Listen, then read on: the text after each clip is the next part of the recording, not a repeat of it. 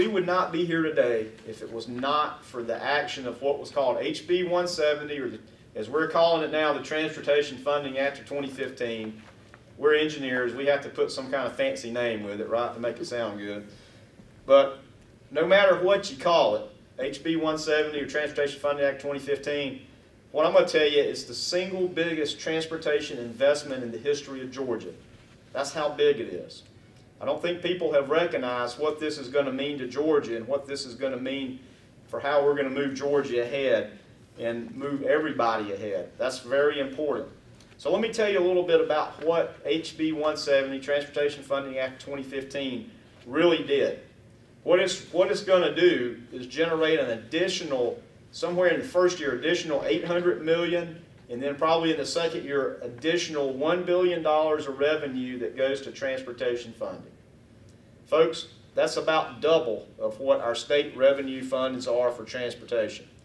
We have traditionally been about 55% dependent on federal funds to do what we need to do. That number will go to about a third, because we'll double, really about double, the investment in infrastructure with state funding. And let me tell you how that goes about. Starting back on July 1, you may not have recognized this, but back on July 1, the gas tax changed. The tax on motor fuel changed. It was a hybrid excise tax of 7.5 cents per gallon and a sales tax of 4%.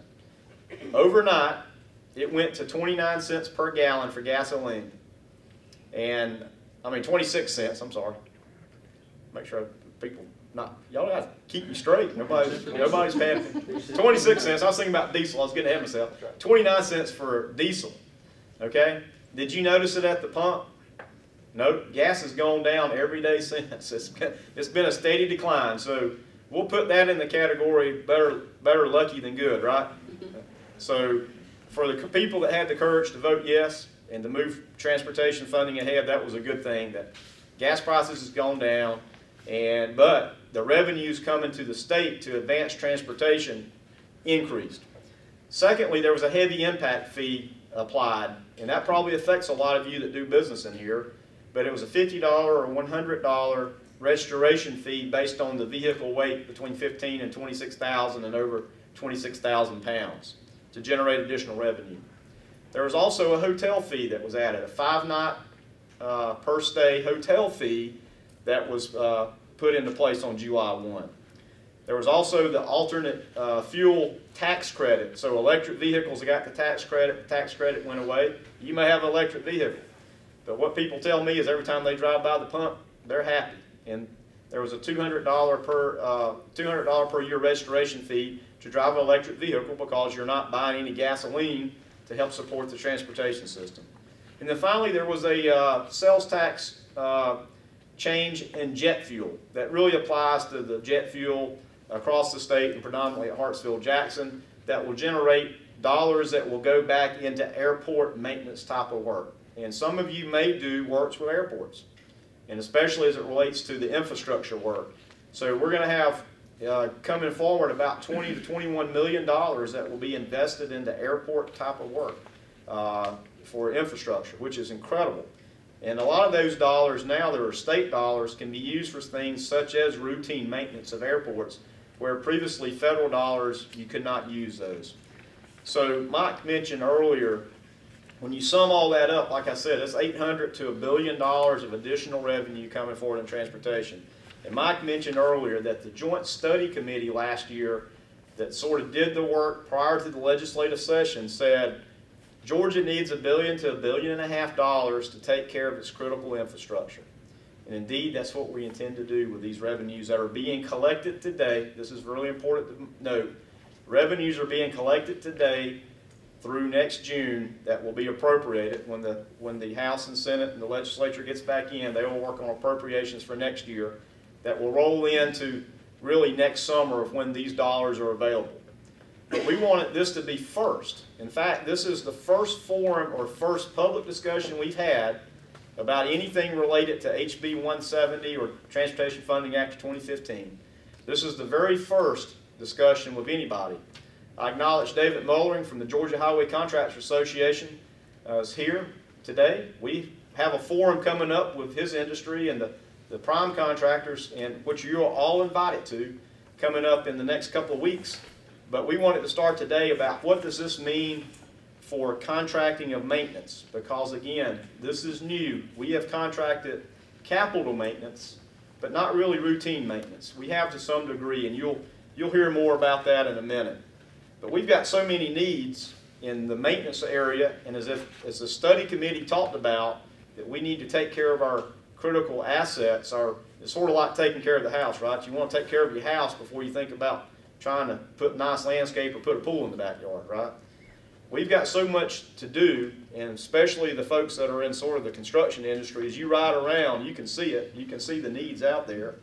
So how are we going to get that done? Because we're not increasing staff, okay?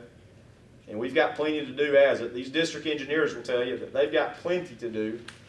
And how are we going to be able to deliver more when we're talking about making a substantial increase in our routine maintenance activities? That forecast that we're targeting to try to hit is about an additional $200 million a year. That's big. And that's an opportunity that has not ever existed. I'm going to give you a caveat with that number, is that we've got to get through the budget process, and we've got to get through appropriations, and we've got to make sure what revenues are. That's what we're targeting. That's what the state maintenance engineer has targeted, to say, hey, this is where we need to be sustainable and taking care of the activities that we need to do. So the only way to take care of that, if we're not growing our staff, which we're not going to do, is through contracting opportunities. And that's really the essence of the day. So we feel like this is a fantastic opportunity. I think you will see things today that may get your gears turning and say, hey, that may be a business that I either want to grow in or get into or expand my business or see what that is. And the wonderful thing about this, I think you'll hear and see, is that it's very scalable. We have needs, and we'll have needs and contracting opportunities that run all different sizes, small to large. And so that, again, I hate to use the old saying, a rising tide lifts all ships, but we've got the ability to do a lot of work now, needed critical work. As Mike said, we're looking for the competitive situation here that people can bring forward and grow and be successful.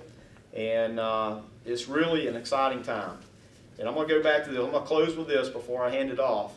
Is this Transportation Funding Act of 2015, of what the legislature did and the governor supported, is the biggest single thing in infrastructure history in Georgia, maybe beside the creation of the tax to begin with, so we could fund things. But that's going back hundreds of years, right? This is how big it is. So it's an exciting day for us at Georgia DOT. It should be an exciting day for Georgia. And we're at the very beginning, but we wanted to start early, to start communicating what's going on, what's going to be coming, what you can expect, how to communicate back and forth so that everybody is informed and aware of these opportunities that exist. So thank you again for being here. I know it takes a commitment out of your busy day, out of doing productive work, but I'm glad you're here, and we look forward to continuing the conversation around the state.